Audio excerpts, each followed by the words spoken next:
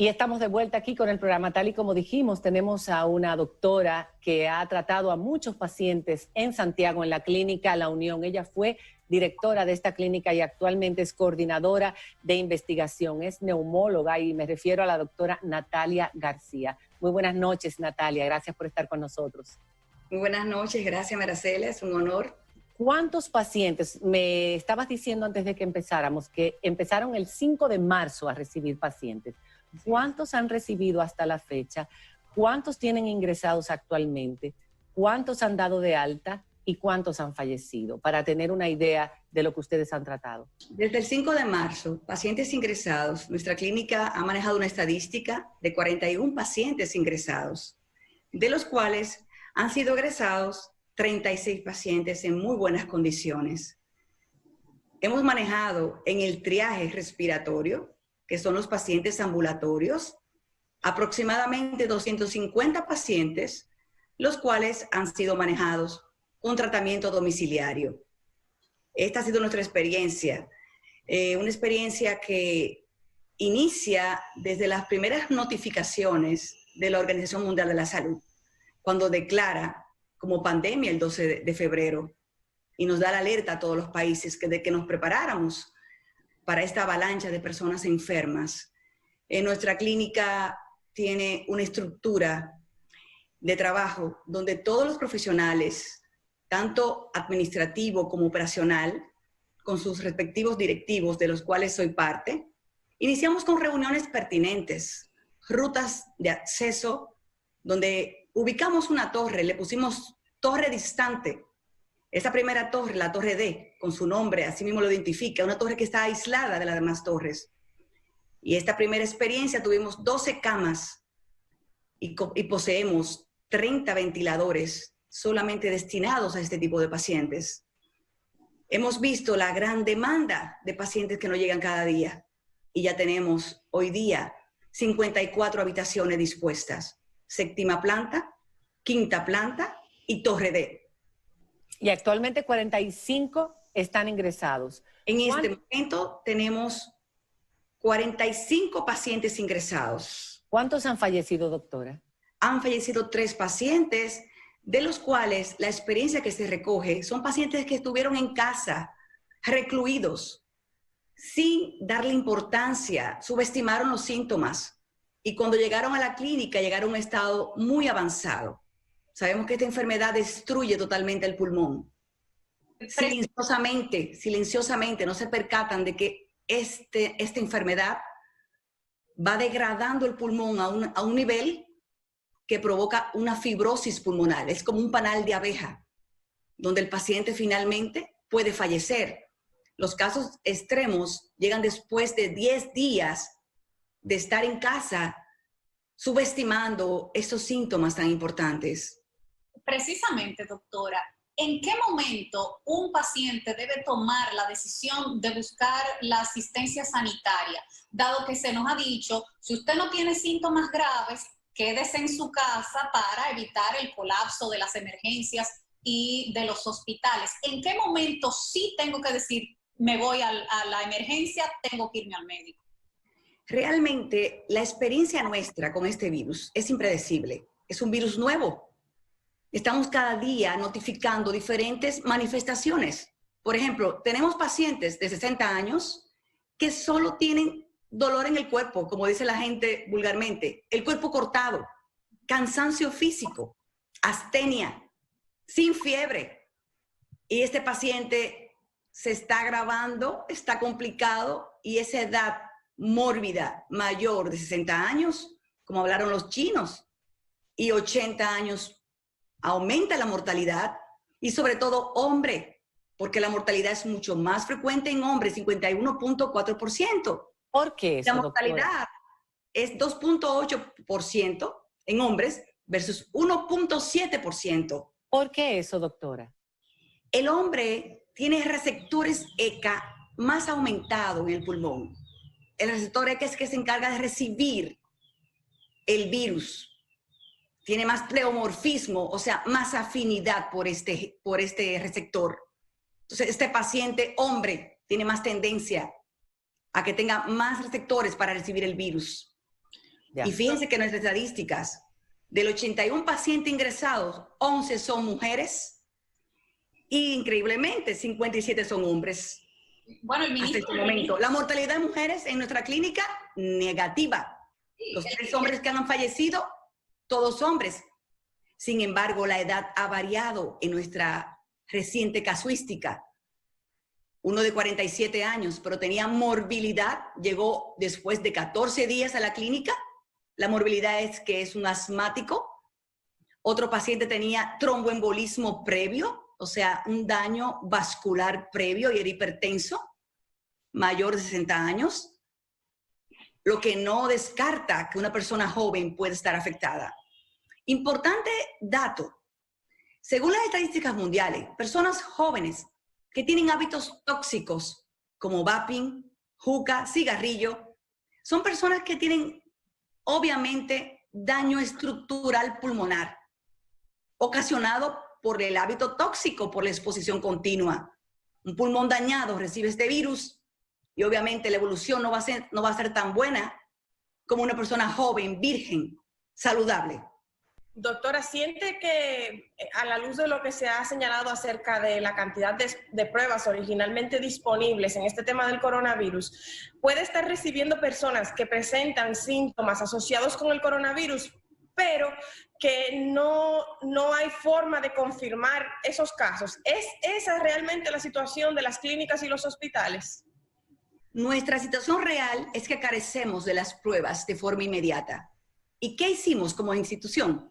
Validamos confirmación diagnóstica, o llamamos screening médicamente, donde el primer paciente que me llega a la emergencia, ese primer lunes, nunca lo olvidaré, profesional muy querido de nosotros, pero menos de 60 años, le hacemos esta confirmación diagnóstica sin la prueba, porque los asiáticos lo dijeron, 60-70% de nuestros pacientes estaban negativa para la prueba PCR-RT, que significa reacción en cadena de polimerasa, detectando la transcriptasa reversa real del virus en el momento idóneo.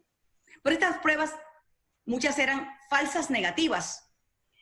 ¿Qué hemos nosotros como país, cómo nos hemos apoyado? Porque las pruebas han tenido limitaciones hasta en lo que son los laboratorios privados. Claro. Ya esta semana se estima que nos entregarán, pero nosotros no nos condenamos. Utilizamos las herramientas ya aplicadas. ¿Y qué hacemos? Con simple hemograma validamos la linfopenia menor de 1100, trombocitopenia, leucopenia, glóbulos blancos menor de 3000. Validamos que estas informaciones en el hemograma, unido a síntomas que pueden ser muy variables, porque el paciente puede tener disgeusia o anosmia, síntomas muy raros que los chinos no validaron. Los chinos validaron tos, dificultad respiratoria, malestar general. Con esos términos usted se refería a dificultad para nasal y los sabores de los alimentos. Exacto. La cual hoy día hay una teoría, hay muchas teorías que están surgiendo. Cuando usted tiene ese tipo de factor, hay una deficiencia de zinc en su organismo. Por eso la parte nutricional es prioridad en nuestro seguimiento de nuestros pacientes. Todo paciente que va a casa, domiciliario, regulamos terapia respiratoria, de recuperación, oxigenoterapia y alimentación básica que promueva la estimulación inmune para que este paciente pueda responder a este virus tan agresivo. Ok, antes de continuar, antes de hacer una pausa, porque vamos a continuar con usted, es importante que conozcamos los síntomas, cómo opera dentro del organismo, qué podemos nosotros hacer para protegernos antes de tenerlo o una vez ya lo tenemos, y los tratamientos, porque ahora esto, como usted dice, esto es ensayo-error, lo que está haciendo la humanidad con este virus nuevo. La cloroquina se está solicitando que se aplique más temprano de lo que antes se solicitaba. Y queremos saber también si después de una persona haber estado entubada y sobrevivido,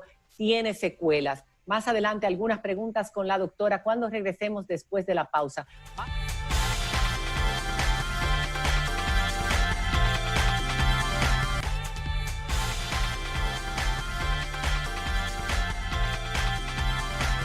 Continuamos conversando con la doctora Natalia García, neumóloga, quien lleva junto con su equipo tratamiento a más de 200 pacientes, 81 ingresados, 36 dados de alta, 45 actualmente en la clínica La Unión y 3 fallecidos, con muchísimo éxito por lo que hemos visto. Por eso queremos conocer más del protocolo que ustedes han seguido. Usted hablaba en el segmento anterior que no hay que esperar una prueba de COVID-19, sabiendo lo difícil que son las pruebas para empezar a tratar al paciente.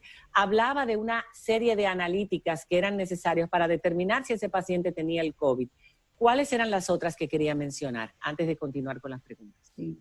LDH alta, ferritina elevada, que implica mal pronóstico, significa que el paciente puede hacer tromboembolismo pulmonar, dímero alto más de 1000, también un factor de riesgo para tromboembolismo, es parte de la prueba.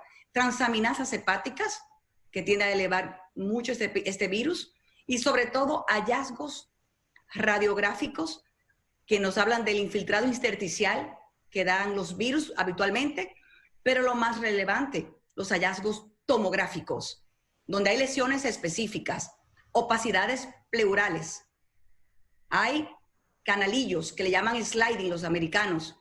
El pulmón se torna como un pavimento loco, como si fuera un pavimento loco o un patrón en vidrio esmelilado, cuando usted rompe un vidrio, donde el pulmón implica que está empeorando. Hay un signo muy importante, signo de atolón, que es el halo reverso invertido, que aparece en el pulmón derecho. Con los hallazgos tomográficos, cuando vemos más de 2 a 3 cuadrantes afectados en un paciente, tomamos la conducta de que el virus está avanzando y que de inmediato hay que ingresar al paciente. Son hallazgos que definen gravedad. Doctora, entonces, inmediatamente una persona muestre estos síntomas, aunque no tenga el resultado positivo de una prueba, ¿debería ser tratado como si fuera COVID? Correcta pregunta. Inmediatamente identificamos esta confirmación diagnóstica de riesgo. Nosotros iniciamos un tratamiento con hidroxicloroquina, agregamos ritonavir lopinavir, que es el antirretroviral, y agregamos acitromicina.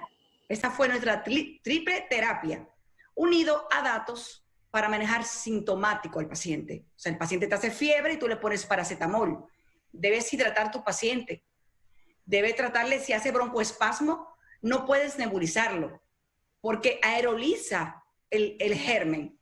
Entonces, en ese momento tú tienes que utilizar cartuchos presurizados o bombitas, como dice la gente, personalizadas. Doctor, entonces los pacientes de COVID no deben ser nebulizados. No deben ser nebulizados porque esas partículas menor de 5 unidades micra se aerolizan rápidamente en el aire y pueden permanecer en el aire, según estudios de ballesta, hasta 2.7 horas en el aire, y va a contaminar a gran parte de la población que esté circundante a este individuo. Y otra cosa, doctora, ese tratamiento de la cloroquina, la hidroxicloroquina, puede ser aplicado con la acitromicina en la casa, porque yo conozco personas que después de una analítica con la ferritina alta, como decía usted, y con 2 o 3 más indicadores, aún sin el resultado, bueno, ya con el resultado de la prueba, le empezaron el tratamiento en la casa. Sí, lo ideal es no llenar nuestros hospitales, dejar los espacios para aquellos que lleguen graves. La intervención temprana para nosotros ha sido el éxito de manejar a estos casos ambulatorios, manejar a tiempo a este paciente con marcadores positivos y síntomas. Pero ¿qué pasa? Que en este esquema de trabajo, de protocolo nuestro, tenemos un cardiólogo quien evalúa el caso desde emergencia, que mide el QT, que es un marcador a nivel de electrocardiograma. Porque si el paciente tiene trastornos cardiovasculares, estos son venenos, son tóxicos, que tienen metabolismo hepático. Los medicamentos, se refiere, los medicamentos, ¿no? Los medicamentos antirretrovirales, la citromicina, la hidroxicloroquina, todos tienen metabolismo hepático. Intervienen en lo que es el P-citocromo 450. Afecta el hepatocito y prolonga a nivel cardíaco el QT, que cuando usted prolonga el QT, lo extiende, puede hacer bloqueos cardíacos, paradas cardíacas. Entonces, en nuestro protocolo hay un cardiólogo trabajando con nosotros donde hemos establecido score de severidad, score de medidas, para validar la información de que se pueda utilizar adecuadamente. El paciente va a casa, pero tenemos un protocolo que está desde nuestra institución, manejado por los médicos nuestros, donde damos seguimiento domiciliario y también un seguimiento a las 48 horas, monitorizando al paciente telefónicamente y realizando 72 horas después una tomografía control. Si vemos un cambio brusco en los hallazgos tomográficos, se decide de inmediato el ingreso, uniendo los laboratorios que les he mencionado. Doctora, ahora que usted menciona el tema de no nebulizarse en el caso del coronavirus, ¿qué pasa con aquellos pacientes que presentan además especial vulnerabilidad porque son asmáticos? Es decir, para ellos quizás la primera reacción ante una dificultad respiratoria sería nebulizarse. Y muy probablemente a lo mejor no es un caso de coronavirus, sino un cuadro de asma simplemente. ¿Cómo manejar esos dos escenarios? La Guía GINA, que es la Iniciativa Global para el Control del Asma, emitió un documento hace 10 días aproximadamente, donde motivaba al paciente asmático a utilizar cartuchos presurizados o dispositivos personalizados. Son mucho más efectivos que los nebulizadores. Mucho más efectivo que el nebulizador, más higiénico, y realmente en el mundo entero ese es el método de acceso para usted llevar los medicamentos y mejorar la biodisponibilidad del inhalador. Por lo que todo paciente asmático siempre está regulado por un neumólogo. Hemos notado que el paciente asmático, el paciente fumador, le decimos EPOC, tiene más tendencia a su daño. Si tiene la enfermedad, va a tener broncoespasmo, o sea, apretamiento del pecho, más que otros pacientes que son sanos. Doctora, hay diferentes teorías también de por qué los niños serían más resistentes al coronavirus. Realmente han muerto muy pocos en el mundo entero y aquí en República Dominicana llevamos 2. ¿Qué es lo que pasa con el coronavirus y los niños? Se ha documentado que los niños no tienen todavía la inmunidad totalmente formada. La inmunidad o las defensas, como dice la gente. Entonces, como no está formada, los virus no tienen la capacidad de unirse a los receptores específicos inmunitarios que determinan enfermedad grave. Se documentaron que casi todos los niños del mundo que han padecido este COVID son con síntomas leves. Sin embargo, se ha encontrado mayor tasa de coinfección. Sí. Se han tenido neumonías agregadas, porque el virus tiene la propiedad, y es nuestra experiencia, de que cuando entra un virus al organismo, provoca una denudación, o sea, daña el epitelio. Y bacterias que viven con nosotros se hacen patógenas y provocan septicemia o bacteremia por estafilococo, por neumococo. Y en mi clínica, en los médicos que hemos manejado, han tenido infecciones por Klebsiella pneumoniae, debido a que el virus también baja las defensas naturales cuando entra al organismo. ¿Puede una persona entonces, cuando usted habla del sistema inmunológico, prepararse en estos tiempos para reforzar su sistema inmunológico y evitar que el virus le afecte más fuertemente si le da? Estoy totalmente de acuerdo. Desde enero, cuando yo escuché del virus, yo envié un screenshot a mis amigos neumólogos y les dije, preparémonos, tomemos selenio, tomemos vitamina C, magnesio, vitamina D, zinc, vitamina A y una buena alimentación con probióticos para que podamos responder ante esta descarga de pacientes que tendremos. Realmente somos muy pocos los neumólogos que hemos enfrentado esta enfermedad. Muchos de ellos no es porque no quieren, es porque tienen una edad de riesgo y no está considerado que ellos puedan enfrentar la pandemia. Y hay que respetarlos por esta situación porque es por la edad, no porque no quieran. Entonces, el grupo que estamos recibiendo, estamos muy unidos, todos en el país entero hacen una labor magnífica de respeto, merecen respeto. Y no solo ellos, sino los cardiólogos que están con nosotros, los hematólogos, los reumatólogos que nos apoyan con estos biológicos, porque tienen la experiencia de utilizarlo. Los infectólogos que manejan los antirretrovirales, que conocen la experiencia, que no lo conocemos como neumólogos. Se ha hecho un gran equipo con hematología, con gastroenterología. Okay. Son equipos multidisciplinarios, donde todos aportan parte importante a este sistema y donde el país entero está unido en esta causa. Doctora, la mayor parte de la población dominicana que ha dado positiva a la prueba está haciendo el aislamiento en su casa de manera domiciliaria. Y vemos que, por ejemplo, el italiano, que fue el primero diagnosticado en el país, todavía está hospitalizado dando positivo y tiene más de un mes ya. ¿Qué tiempo tiene que durar en su casa una persona que sea diagnosticada positiva? ¿Cuándo es seguro ya salir de ese aislamiento para no contagiar más personas? Y dos, ¿hay un daño permanente al pulmón después de haber padecido el COVID? Este paciente, después del primer día del síntoma, que debe ser contado, después del 14 día, que haya remisión de síntomas, este paciente debe ser sometido a pruebas consecutivas, 2 deben ser, para confirmar que esté negativo. Los casos que se documentaron de reinfección no fueron realmente reales. Eso fue evidenciado esta semana por la guía Cochrane de estudio de metaanálisis. Fueron pacientes que las muestras fueron tomadas por error y fueron falsas negativas. Se repite la prueba ya con otro método y resultaron positivos. No son casos de reinfección. ¿Cuánto dura el virus en el cuerpo, entonces? ¿Cuánto dura una persona dando positivo? Un paciente puede durar positivo, hasta ahora se estima, hasta 21 días con los anticuerpos circulantes positivos. No significa que esté reinfectado. De hecho, la inmunidad que se ha demostrado, las defensas de este virus, aunque es un RNA, dura 2 años.